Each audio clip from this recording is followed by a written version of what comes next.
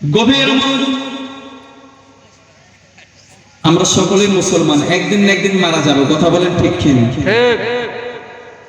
আল্লাহ রাব্বুল আলামিন তিনি হাবিব সাল্লাল্লাহু আলাইহি ওয়াসাল্লামের নূরানি জবান দিয়ে ঘোষণা করিয়ে দিলেন, মানুষের বড় বিপদ হলো তিনটা। কয়টা? তিনটা।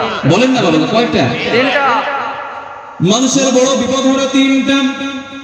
সর্বপ্রথম বিপদ, মানুষ যখন মৃত্যুর কোলে ঢলে পড়ে, যে সময় মৃত্যুবরণ করতে থাকে, আজরাইল আলাইহিস সালাতু ওয়াস সালাম যে সময় তার কাছাকাছি চলে আসে, বাড়িতে যখন চলে আসে, তার সামনে যখন উপস্থিত হয়ে যায়, প্রথম বড় বিপদ তার শুরু হয়। কথা বলেন ঠিক কিনা? ঠিক। মানুষের ২ নম্বর বিপদ হলো কবর। বাজানগণ, যে সময় কোনো মানুষ মারা যাইতে থাকে, চোখের দৃশ্য চেঞ্জ হয়ে যায়, শারীরিক অবস্থা চেঞ্জ হয়ে যায়, কথা বলা বাদ দিয়ে দেয়, সমস্ত সম্পর্ক যখন ছিন্ন করা শেষ উপক্রম হয়ে যায়, বাজানো কোন হুজুররা মিলে পাশাপাশি বসে কুরআন তেলাওয়াত করে তার মৃত্যুর আযাব যেন কম হয় দোয়া করে। কথা বলেন ঠিক কিনা? ঠিক। দুনিয়ায় না হয় কেউ হয় পাশে থাকলো। দ্বিতীয় বিপদ, মানুষ যখন কবরস্থ হয়ে যায়, কোন মানুষ যাওয়ার সুযোগ আসেনি। সুযোগ আছে? না। কেউ যেতে পারবে না।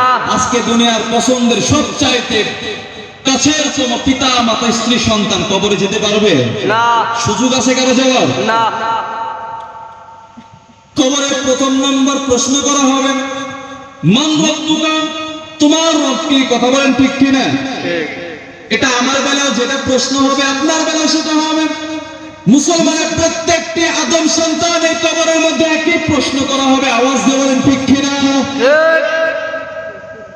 রব্বুল আলামিন যখন একটি মানুষ মারা যায়, কুদরতি সিস্টেম অনুযায়ী তার কবরে 2 জন ফেরেশতা হাজির হয়ে যায়। প্রথম যখন প্রশ্ন করে মান রব্বুকা, এই আল্লাহর জমিনে আল্লাহকে মানে না এমন বান্দাও আছে না নেই? আছে। আল্লাহকে মানে না, ইসলামের হুকুম মানে না, ইসলামের বিধিবিধান মানে না, রব্বুল আলামিনের দেওয়া সমস্ত নিয়ামতকে অস্বীকার করে এমন বান্দা আল্লাহর দুনিয়ায় আছে না নাই? আছে। মৃত্যুর পরে আজকে যারা আল্লাহকে মানে না, যারা আল্লাহকে রব হিসাবে স্বীকার করে না, মৃত্যুর পরে কবরের প্রথম প্রশ্নে যখন বলা হবে মান রব্বুকা, তোমার রবকে, যারা আল্লাহকে মানে না তারা জবাব দিতে পারবে কি পারবে না? আওয়াজ দিয়ে বলেন না, পারবে কি পারবে না? পারবে না।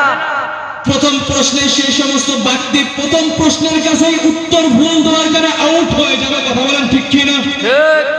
দ্বিতীয় প্রশ্ন করা হবে মান দীনুকা, তোমার দিন কি, তোমার ধর্ম কি?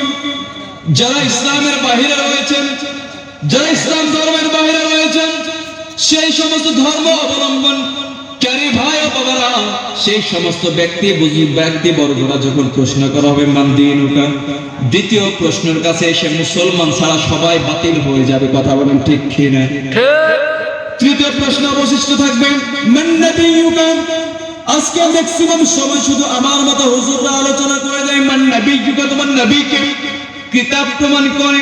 শুধু তাই নয়, কবরের মাঝে যে সময় কবরস্থ হয়ে যায়, সেই ব্যক্তির সামনে গভীর মনোযোগ আমার যুবক ভাইয়ের, আমার বৃদ্ধ বাবারা, রাসূল সাল্লাল্লাহু আলাইহি ওয়াসাল্লামকে কবরের মধ্যে হাজির করে প্রশ্ন করা হয় মান হাযা বিহাক্কির রুজুল, মৃত ব্যক্তিকে বলা হবে তুমি কি এই ব্যক্তিটাকে চিনো? সুবহানাল্লাহ, সুবহানাল্লাহ। তৃতীয় প্রশ্ন, রাসূলকে দেখানো হবে। দুনিয়াতে যার রাসূলের সঙ্গে ভালোবাসা থাকবে না, সম্পর্ক থাকবে না, কবরের মধ্যে রাসূল তাকে চিনবে না। বলতে হবে, চিনবে কি চিনবে না? না। তাকে চিনবে না। বাজানরে, যদি আপনি রাসূলের সাথে সম্পর্ক করতে চান, রাসূলের আকাজ আপনাকে করতে হবে। কথা বলেন ঠিক কিনা? ঠিক।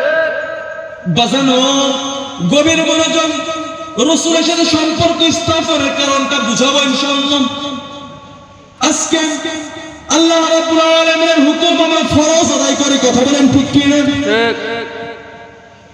যখন আমরা নামাজ আদায় করি, যখন 5 ওয়াক্ত নামাজ পড়ি, রমজান মাসে যে সময় হয় যে আমরা হজ করি, আমরা যাকাত দিই, আমরা অন্যান্য বিধি বিধান আমরা আল্লাহর দেখা হুকুম আমরা পালন করি, কথা বলেন ঠিক কিনা? ঠিক